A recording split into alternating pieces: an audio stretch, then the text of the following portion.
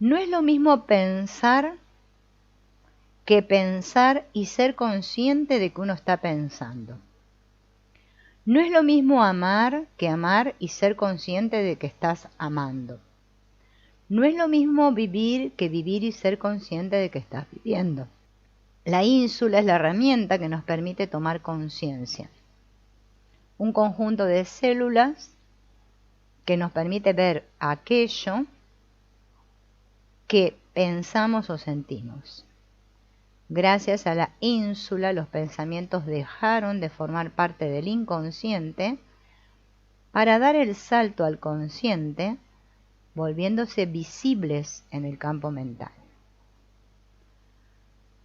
Tratar de entender esto puede resultar más raro que tener una suegra generosa, porque estamos tan acostumbrados a ser conscientes de nuestros pensamientos que resulta muy complicado imaginar cómo sería la vida sin tener conciencia de las cosas que pensamos.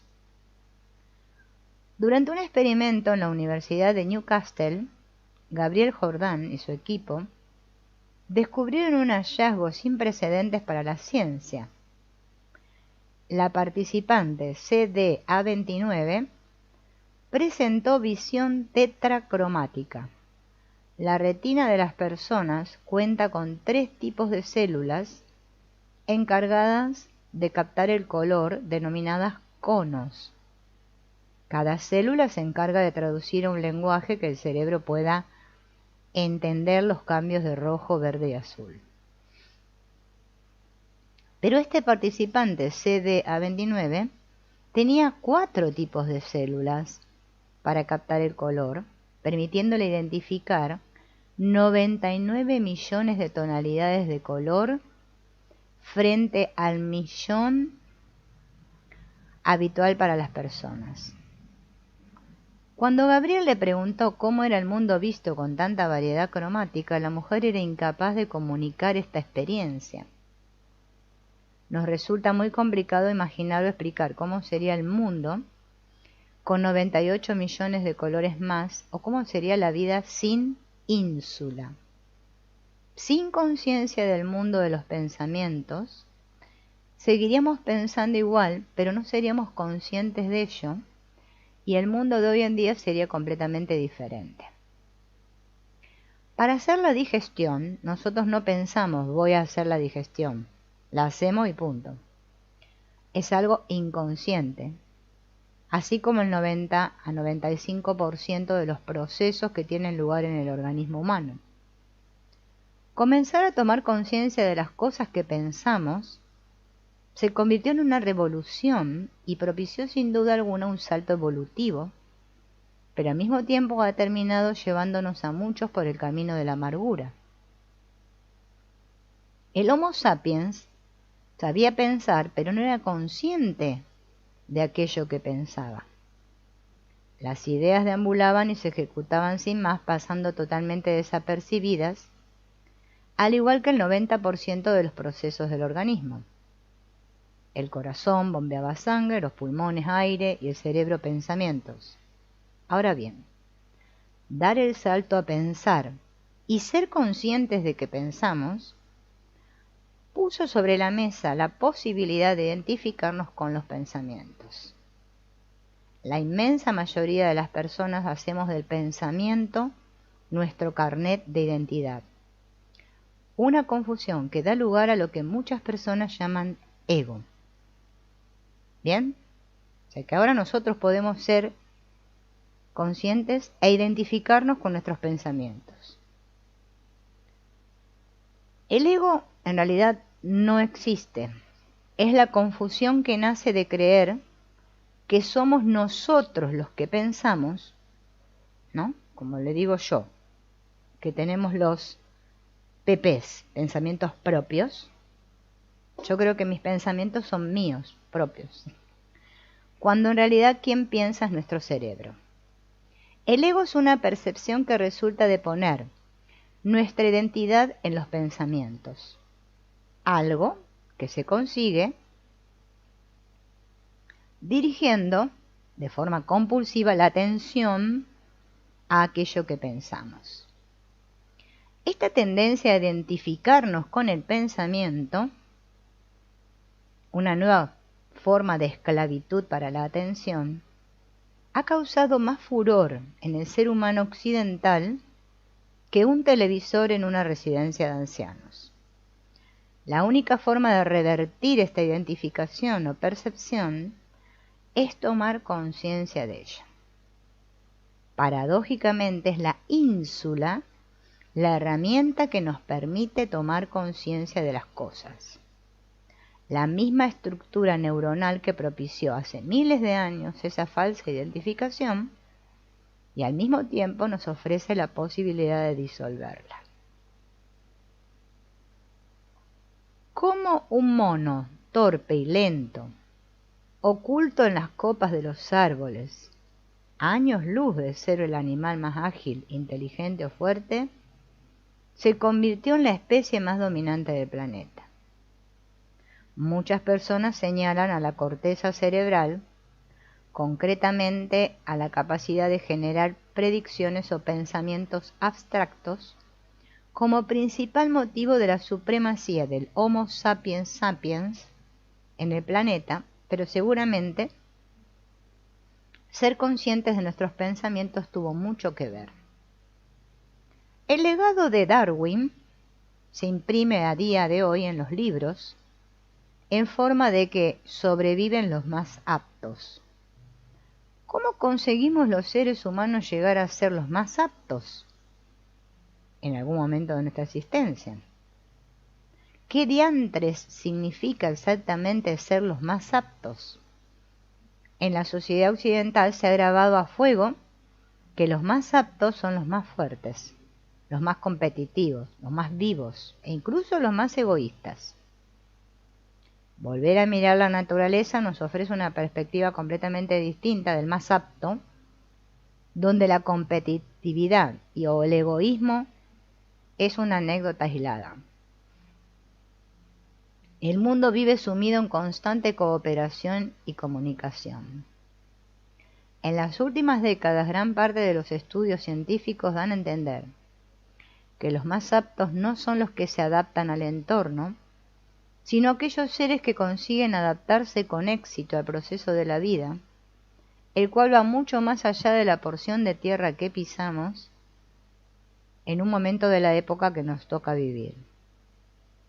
Profundizando en este asunto desde nuestra nueva visión del universo, descubrimos que el ser humano consiguió adaptarse con éxito al proceso de la vida y convertirse en el más apto gracias a 5 herramientas básicas: la paciencia, la cooperación, la empatía, la confianza y la honestidad. Los seres humanos somos capaces de esperar semanas o largos periodos de tiempo, si la recompensa vale la pena. Ahora bien, la paciencia no es algo exclusivo de los seres humanos. Los chimpancés también son capaces de esperar para recibir gran cantidad de alimento. En un experimento que comparaba el comportamiento de un chimpancé con estudiantes de la Universidad de Harvard, los estudiantes mostraron menos paciencia que el primate y terminaron abalanzándose sobre la comida antes de tiempo, perdiendo la recompensa. Donde nos llevamos la palma y superamos al resto de seres vivos de carrerilla es cuando el asunto va con el dinero. Ahí no hay discusión. Un chimpancé, ante una recompensa de papel mal manoseado y maloliente, o un suculento manjar, pasa olímpicamente del dinero y va hacia la comida. Las personas elegimos el dinero porque hemos hecho de él una necesidad.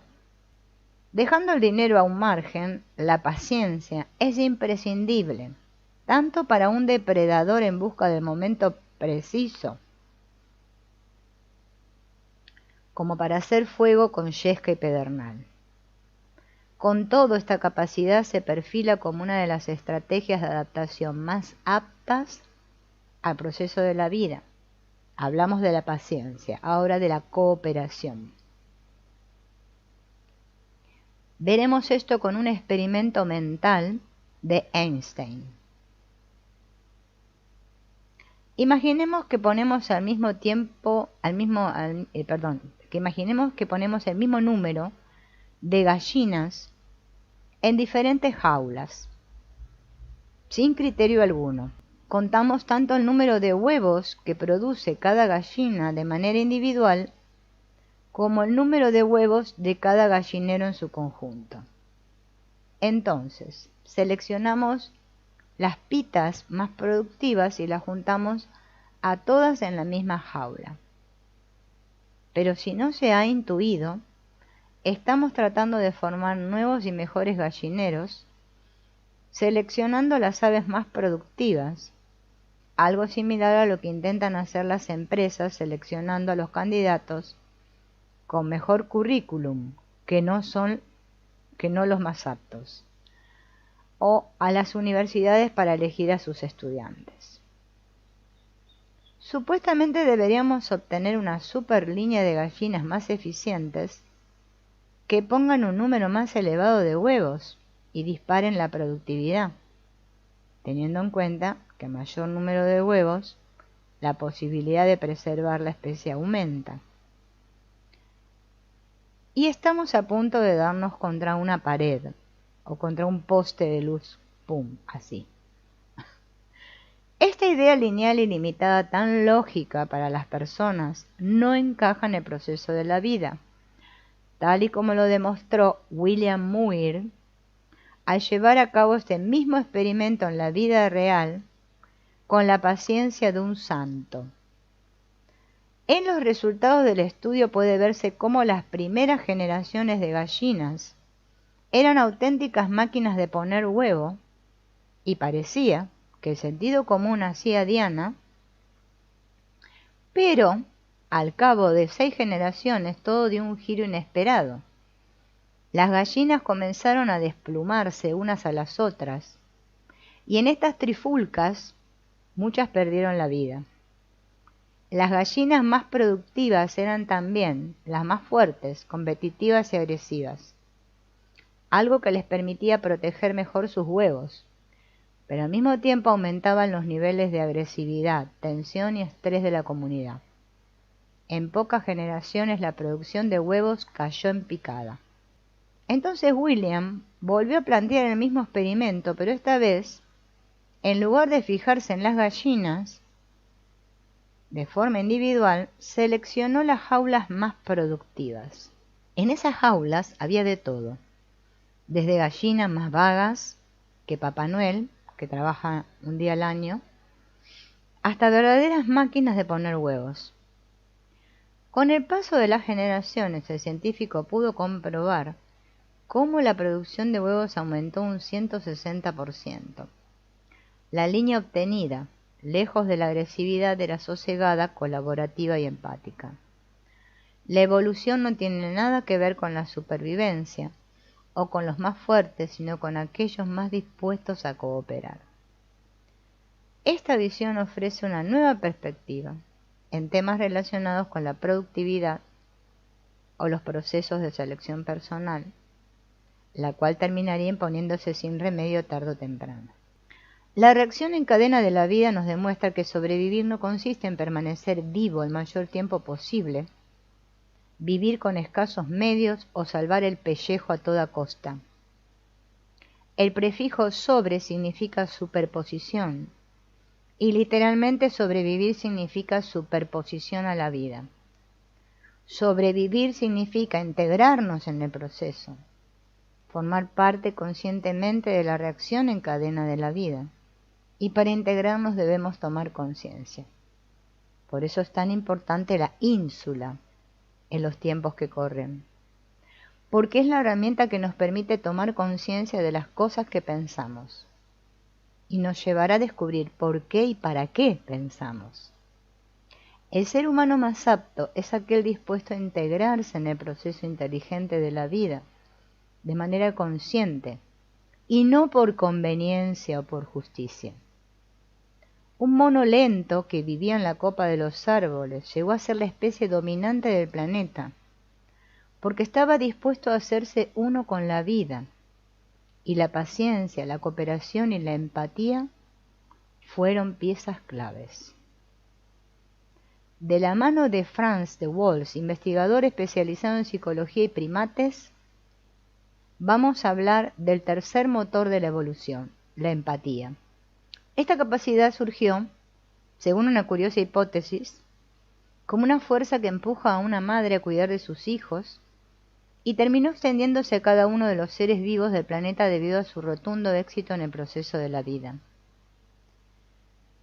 La capacidad de ponerse en la piel del otro no es algo reservado a las familias o a las personas que nos caen bien, sino que es una herramienta empleada por millones de seres vivos, desde perros y roedores pasando por los primates, aves, delfines, elefantes, así como organismos que no tienen cerebro como las plantas o bacterias. La empatía requiere no solo conciencia de los demás, sino también de uno mismo. Que la ínsula permita al Homo sapiens sapiens tomar conciencia de sí mismo no significa que todos aquellos seres que carezcan de la ínsula sean inconscientes. La nuestra es una de las infinitas formas posibles de dar solución a una cuestión y no es la única ni la mejor. Es por eso que la empatía no conoce límites.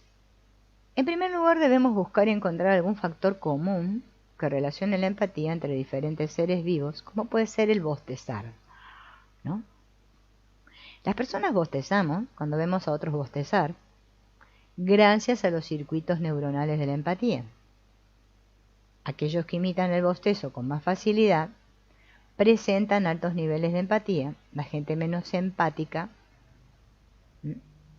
ni pestañea cuando ven a otra persona bostezar. Una vez que hemos identificado otras especies que recuerden el bostezo, tratamos de contagiar el bostezo de todas las formas. El ser humano es capaz de empatizar con desconocidos, con otras razas, con diferentes especies, y de aprovechar esa empatía para disparar la curva de aprendizaje gracias a un sistema de neuronas conocidos como el argot científico llamado neuronas espejo. Parece ser que este Franz demostró, ¿no?, cómo los seres humanos no somos egoístas e individuales por naturaleza, sino todo lo contrario. Somos pacientes, cooperativos y empáticos. Lo que ocurre es que vivimos y nos educamos en una sociedad ¿en qué está basada nuestra sociedad? En el individualismo y en la competencia. Esto se opone a nuestra propia naturaleza.